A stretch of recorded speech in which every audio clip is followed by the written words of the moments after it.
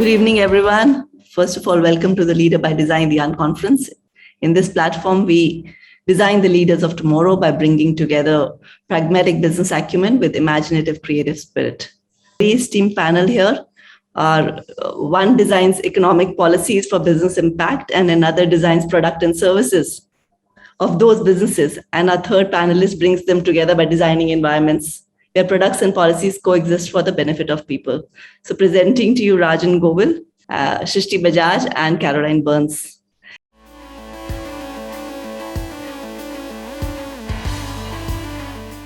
That was the relationship between kind of culture and brand and people and kind of workplace. And that certainly revealed that there were these interconnectedness that often you would design a work environment or design a way of working in one organization. And for example, I was looking at law firms, which are relatively homogenous, in the way that they work and the clients they have and the things that people do. And you're looking at corporate law firms.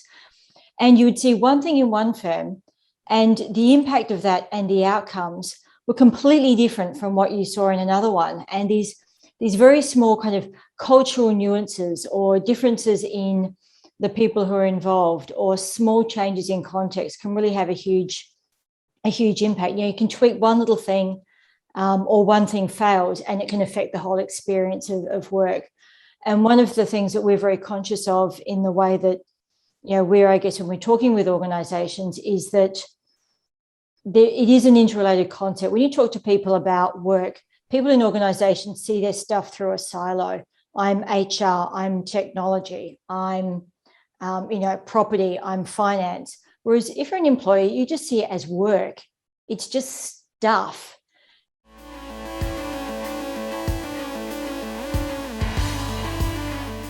Is to more and more focus on understanding the larger systems, to understand the transitions between, your work and a cross-functional department. You can't, as a designer also, I find that we do sometimes tend to put blinkers on and say, oh, well, this is not my work, I'm being creative, and that's my job. Well, actually, being creative also means understanding what is going to be the impact, like Caroline talked about with your decisions, with your creative decisions. How do you strategize? If I don't know how the development team or the marketing team or the sales team is going to take what I create ahead, am I truly making the right creative decisions? So I find that for designers in the future, being able to understand how the different department services roles in the organization work to bring a product or service to life is very, very important. And I think that's a great starting point.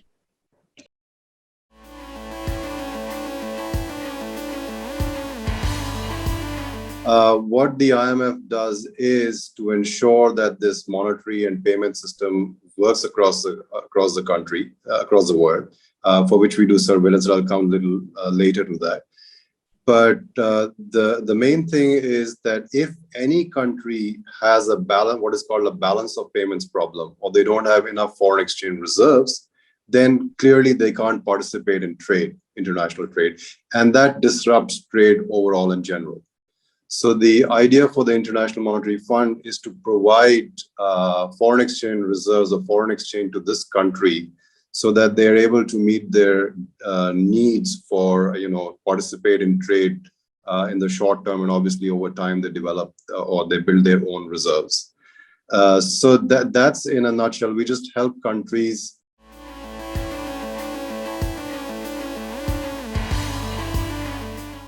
I think and when we think about the future of workplace, we firstly and foremost come from what is the future of work, and which is kind of respectfully, it's kind of a dumb question. Like every day we're living the future of work. It's not something that's kind of out there. And I think Srishti made some really good points around, some of the capabilities of designers, which are actually becoming increasingly important to that. So the place that we kind of come from is what are both the skills and capabilities? And there's obviously a lot of discussion around problem solving, critical thinking. Again, these are very much things, I guess, that designers have. Empathy is incredibly important, particularly with the rise of whether you want to call it artificial intelligence or machine learning. We need to focus more and more on obviously the things that we as humans are really good at. And at least for the moment, machines are not particularly good at empathy. They may be one day, but at least at the moment, we've got the comeuppance on them. So, problem solving, critical thinking, empathy, constant learning on the job in a way that's different from computers. It's not about learning how to play Go and master Go. It's about recognizing some pattern from something that you've seen in another context and applying it to something that you're seeing. And in a world that's constantly shifting, where there's a lot of uncertainty, a lot of volatility, a lot of ambiguity and complexity, that's really, really important.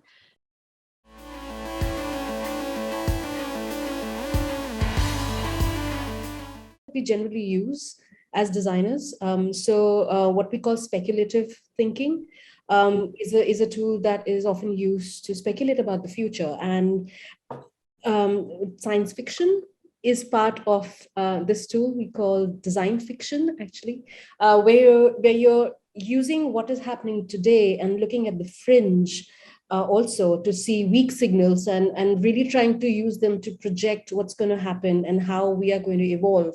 And some of this logic is also based on how we have evolved as humans. So that doesn't change. I mean, human behavior doesn't change.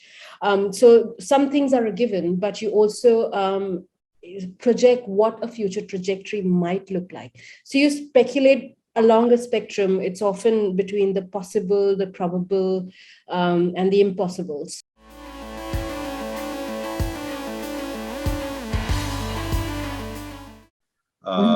For businesses going forward. And if you don't have the right design, you're going to be competitive. I mean, just look at the top companies in the stock markets. They're all design companies, they're all IT companies. And this is where some of the other countries may have lost out.